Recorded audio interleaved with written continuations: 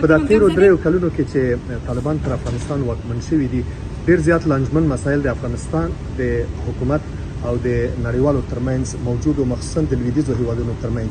په کومو برخو کې په دغو لویو لانجمنو مسایلو کې چې مثلا د افغانستان د هوایي حریم مسله وه د نجونو د تعلیم مسله وه د تروریستي ډلو مسله وه په کومو کې تاسو دلته سره نږدې شوي یا یو بل ته یو څه انعطاف هم وکړو؟ اصلي موضوع دا وه چې دغه مجلس کې موږ یو شی درک کړه چې ډېر هیوادونه یا اکثر هیوادونه د نړۍ د افغانستان سره د حمایت نیت او اراده لري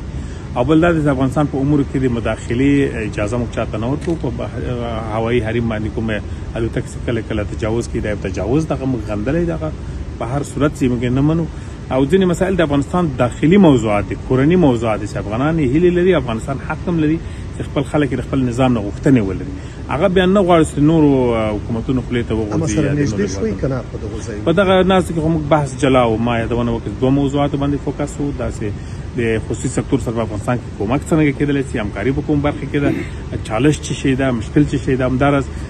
د مخدره موادو د جلوګرۍ په برخه کې تر اوسه څه سوي دي لاسته راوړنې څه دي چالشونه څه دي او دریم داسې بدیلې معیشت خلکو ته وړاندې کېږي دا یوه ډېره مهمه موضوع ده ځکه افغانان د مخدره موادو د جلوګرۍ په برخه کې ډېر متضرر سوي دي میلیاردونو ډالر خلکو ته ضرر رسېدلی او افغانان فقیر دي بیکاري موجوده ده د یو اقتصادي میکانیزم باید منځته راسي دوی ته بدیل معیشت بدیل معیشت یو څه ژمنې مترلاسه کړي طبعا هیوادونو ټول تاکید په دې و چې بدیل معیشت ضروري ده او هر یو هیواد دا ژمنه کولی شي دوی په دې راسته کې اقدامات د افغانستان او د پاکستان ترمنځ اړیکې په د وروستیو دوه دریو کلونو کې ترینګلې وه د ځانګړي استازي سره د پاکستان ستاسو خبرې وشولې د هغو د راتلونکو اقداماتو